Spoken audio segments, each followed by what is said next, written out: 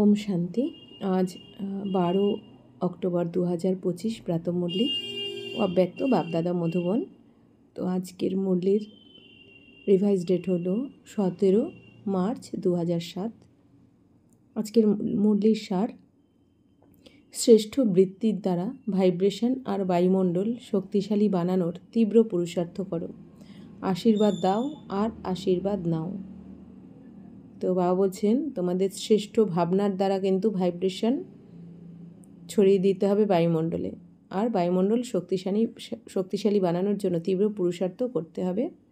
আর আশীর্বাদ, বাবা বলছেন কি এখন আশীর্বাদ দাও আর আশীর্বাদ নাও সবাইকে। আজ ভালোবাসার আর শক্তির সাগর বাপদাদা নিজের স্নেহী হারানিধি আদরের বাচ্চাদের সাথে মিলনের জন্য এসেছেন। হারানিধি বাচ্চা মানে শিব বাবার কাছ থেকে 5000 বছর আগে যে বাচ্চারা হারিয়ে গেছিল তাদেরকে হারানিধি বাচ্চা বলছেন বাবা। তো সেই বাচ্চাদের সাথে বাবা মিলন করতে এসেছেন। সব বাচ্চা দূর দূর থেকে স্নেহের আকর্ষণে মিলন উদযাপন করতে পৌঁছে গেছো।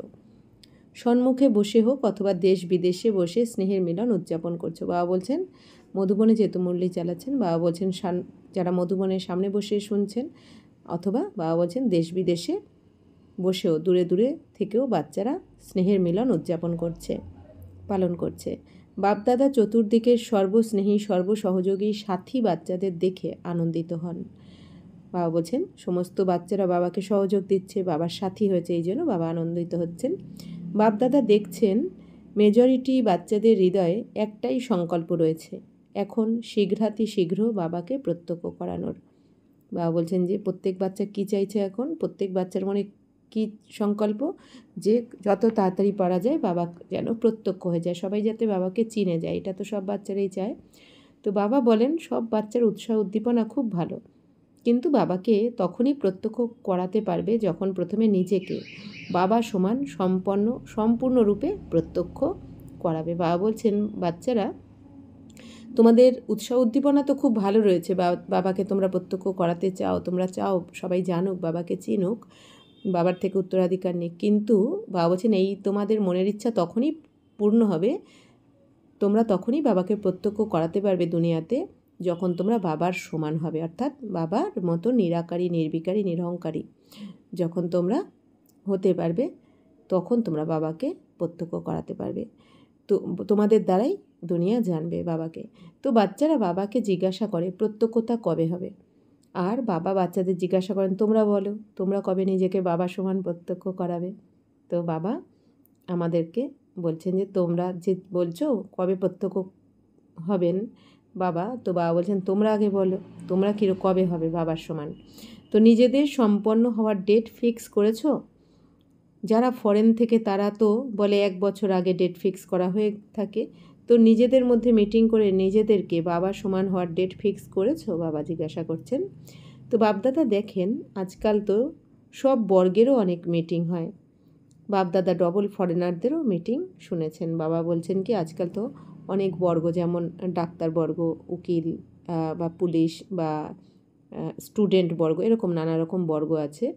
বাবা বলছেন আলাদা আলাদা করে সমস্ত বর্গের কিন্তু মিটিং করা হয়। তো সব মিটিং বাপদাদার কাছে তো পৌঁছেই যায়। তো বাপদাদা জিজ্ঞাসা করেন এর ডেট কবে ফিক্স করেছো? এই ডেট কি ড্রামা ফিক্স করবে নাকি তোমরা ফিক্স করবে? তো বাবা বলছেন যে তোমরা কবে বাপ সমান হবে, তো এই ডেটটাও কি বাবা ফিক্স করবেন নাকি ড্রামা ফিক্স করবে নাকি তোমরা ফিক্স করবে? কে করবে? তোমাদের তো লক্ষ্য রাখতেই হবে, তাছাড়া তোমরা তো সবচাইতে ভালো উৎকৃষ্ট লক্ষ্য রেখেছো। তো এখন শুধু যেমন লক্ষ্য রেখেছো তেমনভাবে লক্ষণ শ্রেষ্ঠ লক্ষ্যের সমান বানাতে হবে। বাবা বলছেন তোমাদের লক্ষ্য যেমন উঁচুর থেকে উঁচু, তো লক্ষণও সেরকম শ্রেষ্ঠ বানাতে হবে তোমাদের। তো এখনও লক্ষ্য আর লক্ষণের মধ্যে ফারাক আছে। বাবা বলছেন তোমাদের লক্ষ্য তো রয়েছে মানুষ থেকে দেবী দেবতা হব, লক্ষ্য রয়েছে বাবার সমান হব, অথচ লক্ষণ তো কিছু দেখা যাচ্ছে না, এখন এই দুনিয়ার মধ্যেই ফেসে রয়েছে। এইটাই বাবা বলছেন যখন লক্ষ্য আর লক্ষণ সমান হয়ে যাবে তখন লক্ষ্য প্র্যাকটিক্যালে এসে যাবে। বাবা বলছেন যেটা তোমাদের লক্ষ্য সেই লক্ষণও যদি তোমাদের মধ্যে আসে, তাই না? বাবা বলছেন যে যেটা চাইছো তো তার জন্য তোমাদের তো পরিশ্রম করতে হবে। শুধু বাবা বলছেন যে জ্ঞান তো শুনে নিলে, কিন্তু যোগও চাই, প্র্যাকটিক্যালে জীবনে সেটা অ্যাপ্লাই করতে হবে, অর্থাৎ লক্ষণটা দেখা যাবে। তাই বাবা বলছেন এখনও লক্ষ্য আর লক্ষণের মধ্যে তোমাদের ফারাক আছে, অর্থাৎ লক্ষ্য যেটা রেখেছো সেই অনুযায়ী লক্ষণ তোমাদের মধ্যে দেখা যাচ্ছে না। যখন লক্ষ্য আর লক্ষণ সমান হয়ে যাবে তখন লক্ষ্য প্র্যাকটিক্যালে এসে যাবে। বাবা বলছেন লক্ষ্য আর লক্ষণ যদি সমান হয়ে যায়, যেরকম লক্ষ্য রেখেছো সেই অনুযায়ী তোমাদের যদি পুরুষার্থ হয়, তাহলে তোমাদের লক্ষ্যটা প্র্যাকটিক্যালি এসে যাবে, অর্থাৎ প্র্যাকটিক্যালি তোমরা সম্পন্ন হবে। সব বাচ্চা যখন অমৃত বেলায় মিলন উদযাপন করে এবং সংকল্প করে তখন সেটা খুব ভালো করে। বাপদাদা চতুর্দিকে সব বাচ্চার আত্মিক আলাপচারিতা শোনেন, খুব সুন্দর কথা বলে, পুরুষার্থ খুব ভালো করে, কিন্তু পুরুষার্থে একটা বিষয়ে তীব্রতা প্রয়োজন। পুরুষার্থ হচ্ছে কিন্তু তীব্র পুরুষার্থ প্রয়োজন। অ্যাডিশন হিসেবে তীব্রতার দৃঢ়তা চাই। তো বাবা বলছেন সকালবেলা অমৃতবেলাতে তোমরা বাবার সাথে রৌরিয়ান করো, আলাপচারিতা করো, তোমাদের কথা শুনে বাবা খুশি হন, বাবার ভালো লাগে। তো বাবা বলছেন পুরুষার্থ তোমরা করছো, তো কিন্তু বাবা বলছেন এখন তীব্রতা আনার দরকার। পুরুষার্থ এখন ওই চলতে ফিরতে করলে হবে না, বাবা বলছেন এখন উঠতে হবে, তোমাদের দৌড়ালেও হবে না, উঠতে হবে, এরকম পুরুষার্থ চাই। তো বাবা বলছেন তোমাদের এখন তীব্রতার দৃঢ়তা চাই, দৃঢ়তা আনতে হবে যে আমাকে করতেই হবে। তো এতটা পাক্কাভাবে তোমাদের দৃঢ় হতে হবে যে এখন নয় তো আর কখনো নয়, এই লাস্ট সময় আমার কাছে। কারণ বাবা বলছেন কি প্রত্যেকটা সময় তো এখন আমাদের প্রতিটা মুহূর্ত কি হর ঘড়ি অন্তিম ঘড়ি সমঝো, বাবা তো বলেন যে এইটা ভেবে তোমাদের পুরুষার্থে দৃঢ়তা আনো। বাপদাদার সব বাচ্চার প্রতি এই আশা রয়েছে যে সময় অনুসারে প্রত্যেকে যেন তীব্র পুরুষার্থী হয়। বাবা বলছেন এখন যেইভাবে সময় এগিয়ে আসছে বিনাশের সময়, এখন তোমাদের তীব্র পুরুষার্থী হতে হবে। নম্বর ক্রমে হতে পারে বাপদাদা জানেন, কিন্তু নম্বর ক্রমেও যেন সদা তীব্র পুরুষার্থ থাকে, এটার প্রয়োজন আছে। সময় সম্পন্ন হওয়াতে তীব্রতার সাথে তোমরা চলছো, কিন্তু এখন বাচ্চাদেরকে বাবা সমান হতেই হবে, এটাও নিশ্চিত আছে, শুধু এতে তীব্রতা চাই। বাবা বলছেন বাচ্চারা তোমরা এখন সময়ের যে সম্পন্ন হওয়ার জন্য তীব্রতার সাথে তোমরা চলছো, কারণ সময় এখন সম্পন্ন হতে চলেছে, কিন্তু বাচ্চাদের বাবা বলছেন কি এখন তোমাদের বাবার সমান হতেই হবে। তো এটাও নিশ্চিত যে তোমরা হবেই বাবার সমান, কিন্তু তীব্রতা আনতে হবে এখন, যাতে তাড়াতাড়ি হয়ে যেতে পারো। রামায়ণ নির্ধারিত রয়েছে, কিন্তু এখন তোমাদের দৃঢ়তার দ্বারা সেই পুরুষার্থ করে করতে হবে। প্রত্যেকে নিজেকে চেক করো, আমি সদা তীব্র পুরুষার্থী হয়েছি? কেননা পুরুষার্থে পেপার তো অনেক আসেই, আর আশারই আছে, কিন্তু তীব্র পুরুষার্থীর জন্য পেপারে পাশ হওয়া এতটাই নিশ্চিত, তীব্র পুরুষার্থী পেপারে পাশ হয়েই আছে। বাবা বলছেন যে তীব্র পুরুষার্থ করবে, নিরন্তর পুরুষার্থ করবে, বাবা বলছেন তার তো পেপারে পাশ হয়েই রয়েছে সে।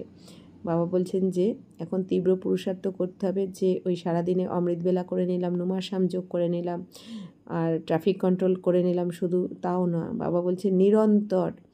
বাবা বলছেন হাত কাজ করবে, মন বাবার কাছে থাকবে, নিরন্তর উঠতে বসতে শুতে খেতে ঘুমাতে সব সময় বাবা বলছেন নিরন্তর তীব্র পুরুষার্থী করো। এখন ঢিলেমি দিলে হবে না, বা আলবেলাপান হলে হবে না, বাবা বলছেন তো হতে হবে নয়, হয়েই আছে, এটা নিশ্চিত।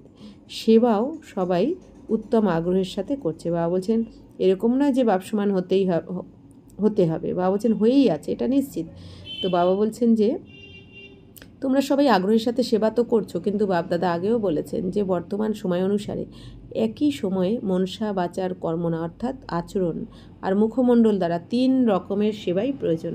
বাবা বলছেন যে এখন বর্তমান সময়ে যেভাবে এগিয়ে চলেছে বিনাশের দিকে, বা এখন বাবা বলছেন স্থাপনার কাজ যেভাবে তীব্র গতিতে চলছে, ঠিক সেই অনুযায়ী তোমাদেরও এখন মন বচন কর্ম অর্থাৎ তোমাদের আচরণ মুখমণ্ডল দ্বারা 3 রকমের সেবাই এখন প্রয়োজন। মানে বাবা বলছেন একসাথে 3টে সেবাই করতে হবে তোমাদের। এদিকে মনসা সেবাও চলবে, ওইদিকে কর্মনার সেবাও চলবে, আর ওইদিকে বাণীর সেবাও চলবে। বাবা বলছেন মনে মনে হয়তো বাবার কথা ভাবছো, তুমি পরমধামের কথা ভাবছো, বা কিছু মনন চিন্তন করছো, কিন্তু কর্ম করছো অন্যরকম। বাবা বলছেন বা বাণীতে অন্য কথা চলছে তোমার। বাবা বলছেন 3টেতেই কিন্তু এখন মনসা বাচা কর্মনা তোমাদের একসাথে সেবা করতে হবে, এতটা তীব্র হওয়া দরকার পুরুষার্থ। তো মনসা দ্বারা অনুভব করাও, বাণীর দ্বারা জ্ঞানের ভাণ্ডারের পরিচয় করাও, আর আচরণ বা মুখমণ্ডল দ্বারা সম্পূর্ণ যোগী জীবনের প্র্যাকটিক্যাল রূপের অনুভব করাও। অর্থাৎ বাবা বলছেন যে তুমি বাণীর দ্বারা যখন জ্ঞানের ভাণ্ডারের পরিচয় দেবে, তখন মনসার দ্বারা তুমি নিরাকারী স্থিতির অনুভবও করাবে। অর্থাৎ তুমি নিরাকারী স্থিতিতে থেকেই, আত্মিক স্থিতিতে থেকেই বাবা বলছেন জ্ঞানের ভাণ্ডারের দ্বারা পরিচয় করাও। আর তোমাদের মুখমণ্ডল দ্বারা সম্পূর্ণ যোগী জীবনের প্র্যাকটিক্যাল রূপের অনুভব করাও। তো 3টে সেবাই বাবা বলছেন একটা সময় করতে হবে, আলাদা আলাদাভাবে নয়। তো এটাই হচ্ছে তীব্র পুরুষার্থ। তো যোগী জীবনের প্র্যাকটিক্যাল রূপে অনুভব করাও। তো আলাদা আলাদাভাবে নয়, সময় কম আর এখনও অনেক সেবা করতে হবে। বলছেন সময়ের দিকে কম হয়ে আসছে আর ওদিকে সেবা অনেক বেশি রয়েছে, এই জন্য বাবা বলছেন 3টে সেবা একসাথে করতে হবে। বাপদাদা দেখেছেন যে সেবার সবচাইতে সহজ সাধন হলো বৃত্তির দ্বারা ভাইব্রেশন বানাতে হবে, কেননা বৃত্তি সবচাইতে তেজি সাধন। তো বাবা বলছেন তোমাদের ভাবনা চিন্তা সব কিছু কিন্তু এখন এর ভাবনা চিন্তার দ্বারাই ভাইব্রেশন এখন তোমাদের ছড়িয়ে দিতে হবে, পজিটিভ ভাইব্রেশন। বাবা বলছেন কারণ বৃত্তি সবচাইতে তেজিতে ছড়িয়ে যায়, অর্থাৎ খুব তেজ, মানে তীব্র গতিতে তোমাদের ভাবনা চিন্তার কিন্তু ভাইব্রেশন বায়ুমণ্ডলে ছড়িয়ে পড়ে। যেমন সায়েন্সের রকেট ফাস্ট যায়, ঠিক তেমনই তোমাদের আধ্যাত্মিক শুভ ভাবনা, শুভ কামনার বৃত্তি, দৃষ্টি আর সৃষ্টিকে বদলে দেয়। তো এক স্থানে বসেও বৃত্তির দ্বারা সেবা করতে পারো। বাবা বলছেন তোমাদের বৃত্তির দ্বারা, তোমাদের শুভ ভাবনা শুভকামনার দ্বারা বাবা বলছেন এক স্থানে বসেও তুমি এই সেবাটা করতে পারো। কারণ তুমি যেখানে বসে শুভ ভাবনা শুভকামনা রাখবে বা আত্মিক স্থিতিতে থাকবে, বাবা বলছেন কি তাহলে তোমার বায়ুমণ্ডলে ওই ভাইব্রেশন ছড়িয়ে পড়বে। বাবা বলছেন শোনা বিষয় তবুও ভুলে যেতে পারো, কিন্তু বায়ুমণ্ডল থেকে যে অনুভব হয় তা কেউ ভোলে না। তো বাবা বলছেন অনেক সময় হয় না, কিছু কথা শুনলে কিন্তু সেটা আমরা মনে রাখতে পারি না, সব কথা পরে ভুলে যাই, কিন্তু বাবা বলছেন বায়ুমণ্ডলের দ্বারা যে অনুভব হয় সেটা কিন্তু কেউ ভোলে না। হয় না, এক একটা সিচুয়েশান এমন, এক একটা পরিস্থিতি আসে, যেরকম কেউ যখন বডি ছেড়ে দেয় তখন বায়ুমণ্ডল কীরকম হয়, ওই পরিস্থিতিটা, ওই বায়ুমণ্ডল চারপাশের ভাইব্রেশন কীরকম থাকে, তো ওই দৃশ্যটা কেউ ভুলতে পারে না। ঠিক সেরকমই তো এই ধরনের বাবা বলছেন বায়ুমণ্ডল কেউ বায়ুমণ্ডলের দ্বারা অনুভব করতে পারে সবাই। তো মধুবনে যেমন তোমরা অনুভব করেছো ব্রহ্মা বাবার কর্মভূমি, যোগভূমি, চরিত্রভূমির বায়ুমণ্ডল, তো বাবা বলছেন যেরকম মন্দিরে গেলেও কি হয়, মন্দিরে গেলে আমাদের ভাইব্রেশন তখন একটা শান্তির ভাইব্রেশন অটোমেটিক কিন্তু আসে, তাই না? তো শ্মশানে গেলে তার ভাইব্রেশন আবার আলাদা, ঠিক জায়গা অনুযায়ী, তাই না? এক একটার ভাইব্রেশন আলাদা হয়। তো শ্মশানে গেলে এক একজনের আলাদা চিন্তাভাবনা হয়, মন্দিরে গেলে এক একজনের চিন্তাভাবনা আলাদা হয়, এই জন্য ভাইব্রেশনও ওই অনুযায়ী হয়। ঠিক সেরকমই বাবা বলছেন মধুবনেও ব্রহ্মা বাবার কর্মভূমি, যোগভূমি, চরিত্রভূমির বায়ুমণ্ডল কি আলাদা আলাদা। তো এখনও পর্যন্ত প্রত্যেকে সেই বায়ুমণ্ডলের যে অনুভব করে সেটা ভোলে না। হ্যাঁ, বায়ুমণ্ডলের অনুভব হৃদয়ে ছেপে যায়। তো বাণীর দ্বারা বড় বড় প্রোগ্রাম তোমরা তো করেই থাকো, কিন্তু প্রত্যেককে নিজের শ্রেষ্ঠ আধ্যাত্মিক বৃত্তির দ্বারা, ভাইব্রেশন দ্বারা বায়ুমণ্ডল তৈরি করতে হবে। তো এখন বাবা কি বলছেন যে বাচ্চারা তোমরা বড় বড় প্রোগ্রাম তো করো, কিন্তু এখন তোমাদের প্রত্যেকে নিজের শ্রেষ্ঠ আধ্যাত্মিক অর্থাৎ আত্মিক ভাবনা চিন্তার দ্বারা, ভাইব্রেশনের দ্বারা কিন্তু বায়ুমণ্ডল তৈরি করতে হবে। যত আত্মিক স্থিতিতে থাকবে, আধ্যাত্মিক বৃত্তি রাখবে, তত তোমাদের এই পজিটিভ ভাইব্রেশন কিন্তু অটোমেটিক বায়ুমণ্ডলে ছড়িয়ে পড়বে। কিন্তু বৃত্তি আধ্যাত্মিক এবং শক্তিশালী তখনই হবে যখন নিজের হৃদয়ে, বুদ্ধিতে কারোর প্রতিও বিপরীত বৃত্তির ভাইব্রেশন হবে না। তো বাবা কি বলছেন, যদি তোমাদের মনের মধ্যে নেগেটিভ চলে কারো সম্বন্ধে, তোমাদের মন বুদ্ধিতে যদি বিপরীত বৃত্তির ভাইব্রেশন হয়, অর্থাৎ কি নেগেটিভ চলে, তাহলে কিন্তু তোমাদের এই ভাইব্রেশন ছড়িয়ে পড়বে না, নেগেটিভ ভাইব্রেশন ছড়িয়ে পড়বে।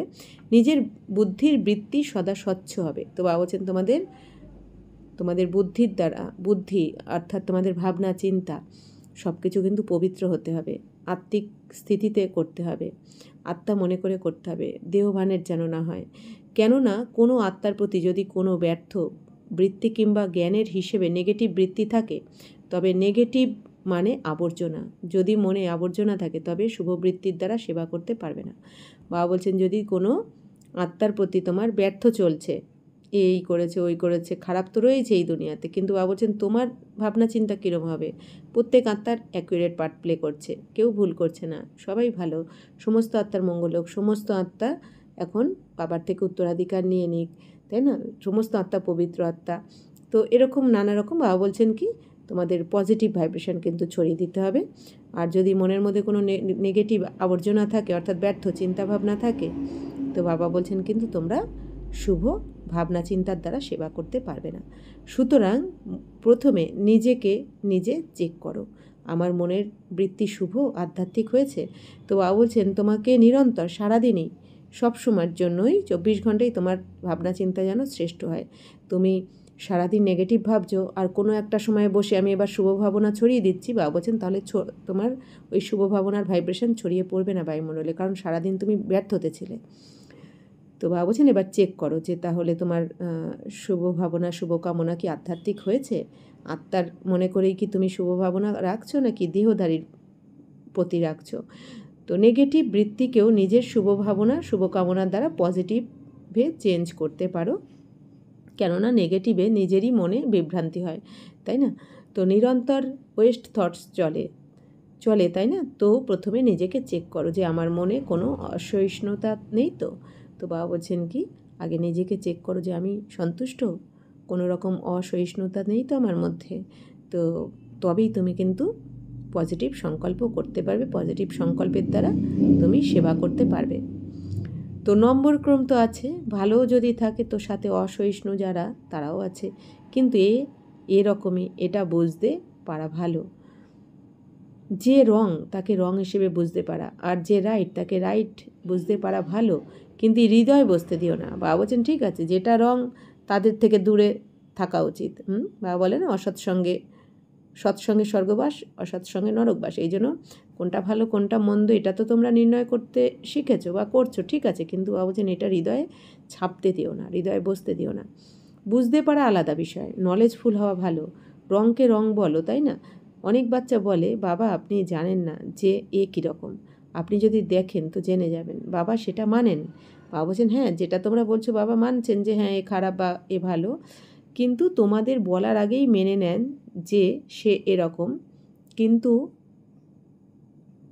কিন্তু এমন বিষয়কে নিজের হৃদয় বৃত্তিতে রেখে দিলে নিজেও তো বিভ্রান্ত হও। তো বাবা বলছেন যদি তুমি মনের মধ্যে কারো নেগেটিভকে দেখলে, খারাপকে দেখলে, জানো, বাবা বলছেন ঠিক আছে খারাপকে জানো, ঠিক আছে, কিন্তু এটা যদি দিনরাত তুমি মনের মধ্যে ভাবতে থাকো, মনের মধ্যে জায়গা দিতে থাকো, তাহলে কিন্তু তোমার নেগেটিভ চিন্তাভাবনা চলবে, যার ফলে তোমার পজিটিভ ভাইব্রেশন এই বায়ুমণ্ডলে তুমি ছড়াতে পারবে না, সেবা করতে পারবে না।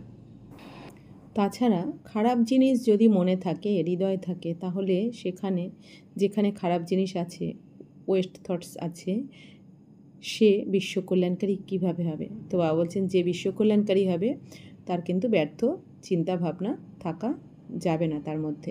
তো তোমাদের সকলের অকুপেশন কি? কেউ বলবে আমি লন্ডনের কল্যাণকারী, কেউ বলবে আমি লন্ডনের কল্যাণকারী, দিল্লির কল্যাণকারী, ইউপির কল্যাণকারী, বা জিজ্ঞাসা করছেন নাকি যেখানেই থাকবে দেশ নয়তো শহর সেখানের কল্যাণকারী, এরকম কি তোমরা বলবে যে আমি এই শহরের কল্যাণকারী বা এই দেশের? তোমরা সবাই এই অকুপেশন বলে থাকো যে আমরা বিশ্ব কল্যাণকারী, আমি বিশ্ব কল্যাণকারী আত্মা। তো বাবা বলছেন যে বিশ্ব কল্যাণ করবে তার কিন্তু সবসময় পজিটিভ সংকল্প করা উচিত। তো সবাই তোমরা কে বিশ্ব কল্যাণকারী? যদি হও তো হাত তোলো। সবাই হাত উঠিয়েছে। বিশ্ব কল্যাণকারী তোমরা, আচ্ছা, তাহলে মনে কোনো দোষ ত্রুটি নেই তো? বুঝতে পারা আলাদা বিষয়, যদি বা বুঝছো এটা রাইট এটা রং, কিন্তু মনে বসিও না। বাবা বলছেন ঠিক আছে এটা তো বুদ্ধির দ্বারা বুঝছো, এটা বোঝা উচিত যে কোনটা ঠিক আর কোনটা ভুল, আর আমি গুণটাই ধারণ করব, রংটা নয়।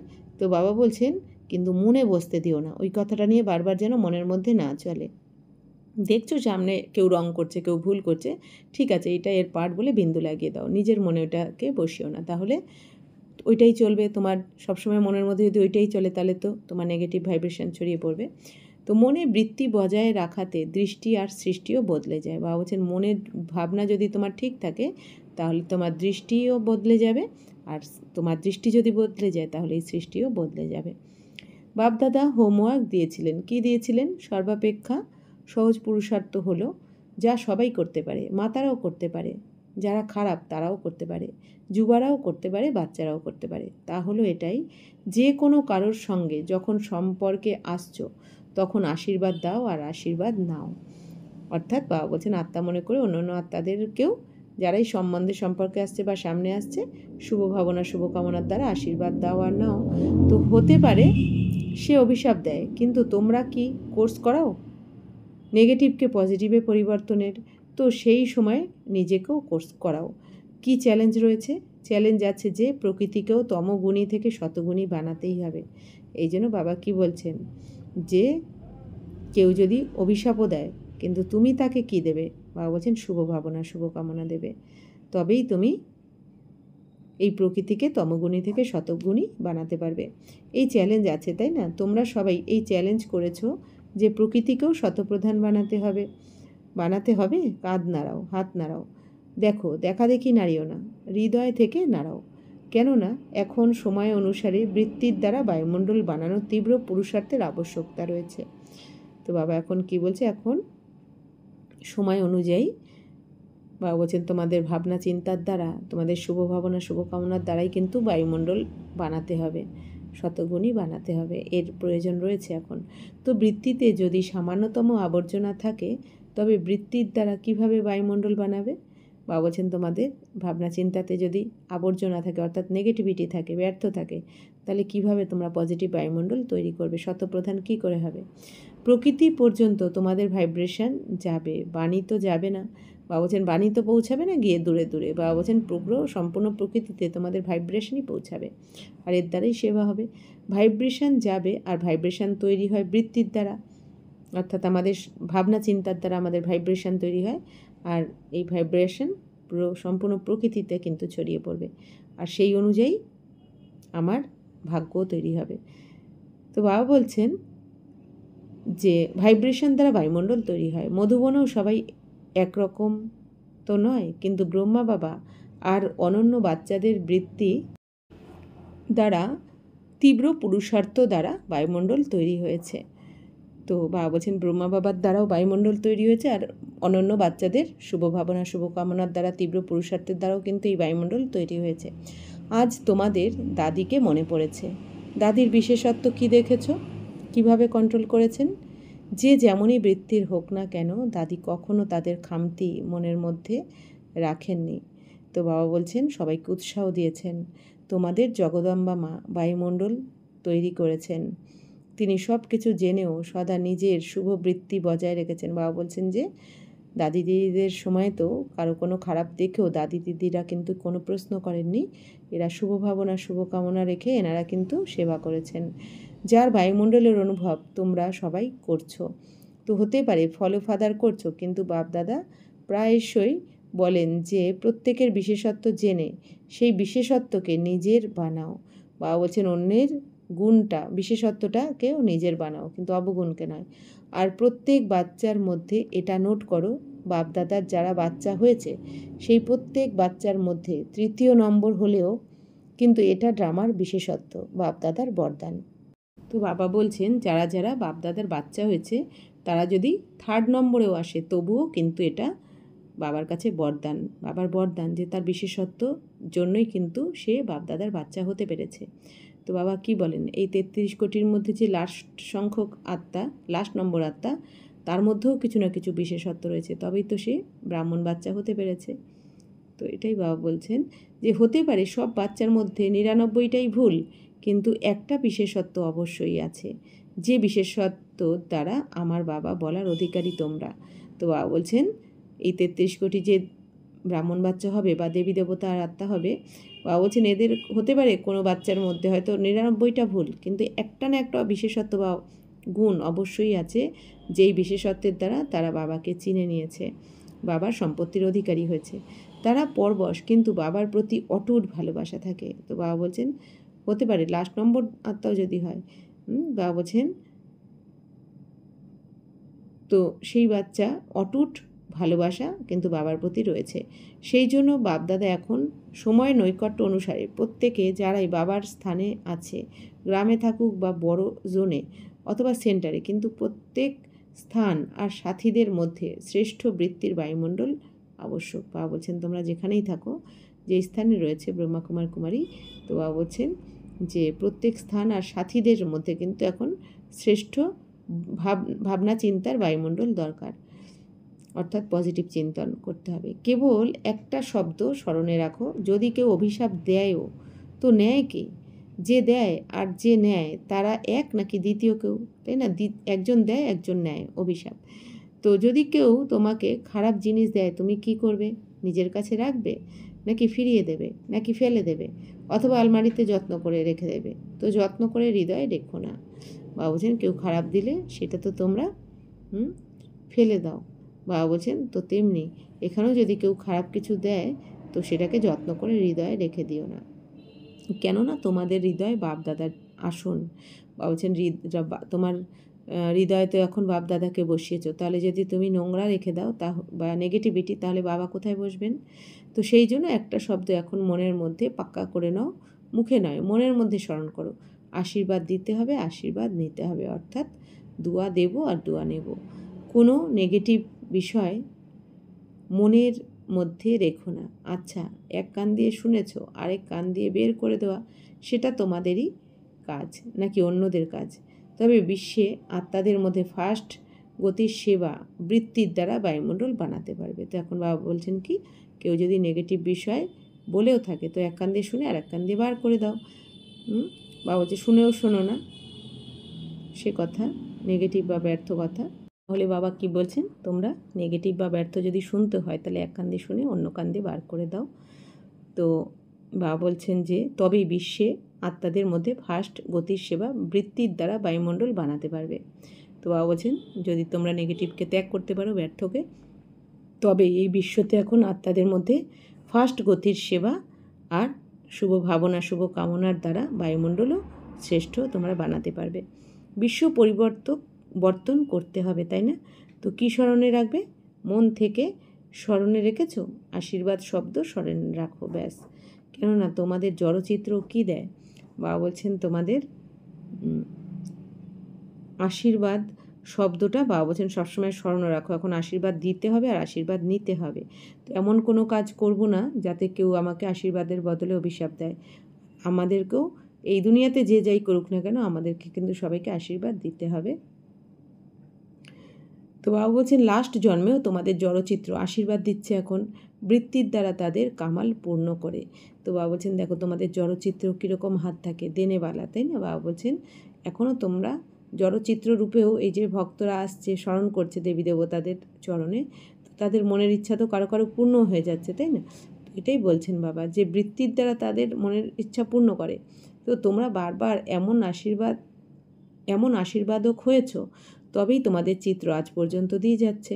তো বাবা বলছেন তোমরা প্রতি কল্পে কল্পে এরকম আশীর্বাদক হও, সবাইকে আশীর্বাদ দাও সঙ্গমে। এই জন্য তোমাদের চিত্র দেখো আজ অবধিও দিচ্ছে এখনও। এই জন্য দেবী দেবতাদের হাত কেমন দেখানো হয়, তেনেবালা। তো আচ্ছা ঠিক আছে, পরবশ আত্মাদের যদি ক্ষমার সাগরের বাচ্চারা একটু ক্ষমা করে দেয় তো ভালোই হলো, তাই না? তো বাবা বলছেন তোমরা ক্ষমার সাগরের বাচ্চা, তো তোমাদেরও কি ক্ষমা করাটাই তোমাদের গুণ, একটা গুণ, তোমাদের বৈশিষ্ট্য। তো বাবা বলছেন তোমরা ক্ষমা করো, ক্ষমা করলে তবেই ক্ষমা পাবে তুমিও। তো বাবা বলছেন তোমরা এখন মাস্টার ক্ষমার সাগর, তাই না? তো হয়েছো নাকি হওনি? হয়েছো, তাই না? বলো অর্থাৎ প্রথমে আমি হয়েছি ক্ষমার সাগর, আমি ক্ষমা করি সবাইকে, আমি করতে জানি, আমি করি। এক্ষেত্রে হে অর্জুন হও, তো এমন বায়ুমণ্ডল বানাও যে কেউই সামনে আসুক না কেন সে যেন কিছু না কিছু স্নেহ নিয়ে নিতে পারে, সহযোগ নিতে পারে, ক্ষমার অনুভব করতে পারে, সাহসের অনুভব করতে পারে, সহযোগের অনুভব করতে পারে, উৎসাহ উদ্দীপনার অনুভব করতে পারে। এমন হতে পারে। তো যারা প্রথম লাইনে আছো হতে পারে, হাত তোলো, প্রথমে করতে হবে। তো সবাই করবে, তোমরা টিচার্স করবে। জায়গা জায়গা থেকে বাচ্চাদের ইমেল আর পত্র তো আসেই। তো যারা পত্র লেখনি কিন্তু সংকল্প করেছো, তো যারা সংকল্প করেছো তাদেরও স্মরণ স্নেহ বাপদাদার কাছে পৌঁছে গেছে। তোমরা খুব মিষ্টি মিষ্টি পত্র লেখো, পত্র এমনভাবে লেখো যেন মনে হয় যে এই উৎসাহ উদ্দীপনায় নিরন্তর উড়বে। তো বাবা বলছেন তোমাদের পত্র দেখে বাবা ভাবেন যে এই বাচ্চা এত উৎসাহ উদ্দীপনায় রয়েছে, নিরন্তর উড়বে। তবুও ভালো পত্র লেখার দরুন নিজেকে বন্ধনে বেঁধে নাও, প্রতিজ্ঞা করো, তাই না? তো চতুর্দিকে যারা যেখান থেকে দেখছো কিংবা শুনছো বাপদাদা তাদেরও সবাইকে সম্মুখস্থ এদের আগে স্মরণ স্নেহ দিচ্ছেন। বাবা বলছেন তোমাদের সবাইকে বাবা স্মরণের স্নেহ সুমন জানাচ্ছেন। কেননা বাপদাদা জানেন যে কোথাও একরকম টাইম, কোথাও আরেক রকম টাইম, কিন্তু সবাই অনেক উৎসাহের সাথে বসে আছে, স্মরণে থেকে শুনছেও। আচ্ছা, সবাই সংকল্প করেছে তীব্র পুরুষার্থ করে নম্বর 1 হতেই হবে। করেছো? হাত তোলো। আচ্ছা, এখন টিচার্স উঠাচ্ছে। প্রথম লাইন তো আছেই, তাই না? এটা ভালো বাপদাদা, এটাও ডিরেকশন দিয়েছেন যে সারাদিনের মধ্যে 5 মিনিটও যদি পাও সেই সময় মনের এক্সারসাইজ করো। কেননা আজকালকার দুনিয়া এক্সারসাইজের তো 5 মিনিটে মনের এক্সারসাইজ করো। মনকে পরম ধামে নিয়ে যাও, সূক্ষ্ম বতনে ফরিস্তা ভাব স্মরণ করো, তারপর পূজ্যরূপ স্মরণ করো, তারপর ব্রাহ্মণ রূপ স্মরণ করো, তারপরে দেবতা রূপের স্মরণ করো। কত রূপ হলো? 5। তো 5 মিনিটে 5 এই এক্সারসাইজ করো, আর সারাদিনে ঘুরতে ফিরতে এটা করতে পারো। তো বাবা বলছেন তোমরা এই 5 স্বরূপে ড্রিল করো সারাদিনে ঘুরতে ফিরতে, বা তোমরা যখন ট্রাফিক কন্ট্রোল করবে ওই সময় 5 স্বরূপে ড্রিল করো। বাবা বলছেন অর্থাৎ তোমাদের আত্মার অনাদি রূপ কি? পরমধামে অনাদি স্বরূপে আমি আত্মা, তারপর আদি স্বরূপে দেবী দেবতা, স্বর্গে দেখো নিজেকে, তারপর মধ্যস্বরূপ পূজ্য স্বরূপে দেখো, দাপর থেকে মন্দিরে তোমার পুজো হচ্ছে। তারপর বাবা বলছেন যে ব্রাহ্মণ স্বরূপে দেখো নিজেকে কল্পবৃক্ষের নিচে, তারপরে তুমি ফরিস্তা রূপের স্মরণ করো, ফরিস্তার পর আবার দেবতা। তো এই 5 স্বরূপকে বাবা বলছেন স্মরণ করো তোমরা। তো এর জন্য ময়দানের প্রয়োজন নেই, দৌড়াতে হবে না, না কেদারা দরকার, না সিট দরকার, না মেশিন দরকার। আর যেভাবে এক্সারসাইজ করা শরীরের জন্য আবশ্যক সেটা করো, তার জন্য বাধা নিষেধ নেই। কিন্তু মনের এই ড্রিল এক্সারসাইজ মনকে সদা খুশি রাখবে। বাবা বলছেন আমরা শরীরের ব্যায়াম করি যাতে শরীর সুস্থ থাকে, তাহলে মনকেও সুস্থ রাখতে গেলে, মনকেও তন্দুরুস্ত রাখতে গেলে, খুশি রাখতে গেলে এই ড্রিল কিন্তু অবশ্যই আমাদের সারাদিনে মাঝে মাঝে করতে হবে। 5 স্বরূপের ড্রিল। তো উৎসাহ উদ্দীপনায় রাখবে, উর্তিকলার অনুভব করাবে। তো এখনই এই ড্রিল সবাই শুরু করো। পরমধাম থেকে দেবতা পর্যন্ত বাপদাদা ড্রিল করিয়েছেন। অর্থাৎ প্রথমে আমি আত্মা অনাদি স্বরূপে, তারপর আদি স্বরূপ, পূজ্য স্বরূপ, ব্রাহ্মণ স্বরূপ, ফরিস্তা স্বরূপ। তো বাবা বলছেন তো শরীরকে যেমন এক্সারসাইজ করানোর প্রয়োজন, বাবা বলছেন তার জন্য বাধা নিষেধ নেই। তো মনেরও ড্রিল দরকার, মনেরও এক্সারসাইজ করতে হবে। উৎসাহ উদ্দীপনায় রাখবে, উর্তিকলার অনুভব করবে। তো এখনই এই ড্রিল সবাই শুরু করো। আচ্ছা, চতুর্দিকে যারা সদা নিজের বৃত্তির দ্বারা অধ্যাত্ম শক্তিশালী বায়ুমণ্ডল তৈরি করে, এমন তীব্র পুরুষার্থী বাচ্চাদের সদা নিজের স্থান আর স্থিতিকে শক্তিশালী ভাইব্রেশন অনুভব করায়, এমন দৃঢ় সংকল্পের শ্রেষ্ঠ আত্মাদের যারা সদা আশীর্বাদ দেয় এবং নেয়, এমন হৃদয়বান আত্মাদের সদা নিজেকে নিজে উর্তিকলার অনুভব করায়, এমন ডবল লাইট আত্মাদের বাপদাদার স্মরণের স্নেহ সমান আর নমস্কার। हम रूहानी बच्चों को भी रूहानी बाप दादा को पदम गुना नमस्ते नमस्ते नमस्ते। थैंक यू बाबा, शुक्रिया। বরদান বিশাল বুদ্ধির দ্বারা সংগঠনের শক্তি বাড়িয়ে সফলতা স্বরূপ ভব। তো বরদানের বিস্তার হচ্ছে সংগঠনের শক্তি বাড়ানো, এটা ব্রাহ্মণ জীবনের প্রথম শ্রেষ্ঠ কার্য। বাবা বলছেন তোমরা যে সংগঠনে রয়েছ, বাবা বলছেন এই সংগঠনের শক্তি বাড়ানো অর্থাৎ কি, এটা ব্রাহ্মণ জীবনের প্রথম শ্রেষ্ঠ কাজ। এর জন্য যখন কোনো পরিস্থিতি মেজরিটি ভেরিফাই করে, তখন যেখানে মেজরিটি সেখানে আমি, এটাই সংগঠনের শক্তি বাড়ানো। তো বাবা বলছেন যে কোনো পরিস্থিতিতে বেশিরভাগ যখন ভেরিফাই করা হয়, তো তখন যেখানে মেজরিটি অর্থাৎ বেশিরভাগ রয়েছে সেখানে আমিও রয়েছি, সেখানেই আমি। তো এটাই সংগঠনের শক্তি বাড়িয়ে দেয়। তো এক্ষেত্রে এই বড়াই করো না যে আমার যুক্তি বিচার তো খুব ভালো, যতই ভালো হোক না কেন, কিন্তু তাতে যদি সংগঠন ভেঙে যায় তবে সেই ভালো সাধারণ হয়ে যাবে। তো বাবা বলছেন কখনো তোমরা এই অহংকার করো না যে আমার বিচার বা আমার যুক্তি, আমার ভাবনা চিন্তাই সব থেকে শ্রেষ্ঠ, সব থেকে ভালো। বাবা বলছেন এটাও একটা অহংকার। কিন্তু তাহলে তোমাদের যদি এই অহংকার এসে যায় তাহলে কিন্তু ভালোটাও কী হয়, সাধারণ হয়ে যায়। সেই সময় যদি নিজের বিচার ত্যাগও করতে হয়, তবে সেই ত্যাগের মধ্যেই ভাগ্য রয়েছে। এটাই সফলতা স্বরূপ হবে, সমীপ সম্বন্ধে আসবে। বাবা বলছেন যে যদি কোনো সময় নিজের বিচার ত্যাগও করতে হয় তাও করে দেবো, কিন্তু কোনো রকম অহংকারে এসে যেন আমরা কিছু না বলে ফেলি বা অহংকার যেন না থাকে। বাবা বলছে তাহলে তোমরা সফলতা স্বরূপ হয়ে যাবে। স্লোগান: সর্বসিদ্ধি প্রাপ্ত করার জন্য মনের একাগ্রতা বাড়াও। বাবা বলছেন সর্বসিদ্ধি যদি প্রাপ্ত করতে চাও তোমরা, সিদ্ধিস্বরূপ যদি মানে সফলতা, সিদ্ধি মানে সফলতা, তো বাবা বলছেন যে সফলতা যদি প্রাপ্ত করতে চাও সব দিক থেকে সব রকমের, তাহলে তোমাদের মনের একাগ্রতা বাড়াও। অর্থাৎ মন বারবার ব্যর্থ দিকে ছুটে যাচ্ছে, কখনো এটা কখনো সেটা, কখনো বাবা বলছেন না, এরকম নয়, একদম একাগ্র, এক আমি আর আমার বাবা, এক চোখে পরমধাম বা শান্তিধাম আর এক চোখে স্বর্গ। বাবা বলছেন এতটা বুদ্ধিকে একাগ্র বানিয়ে নাও। ওম শান্তি।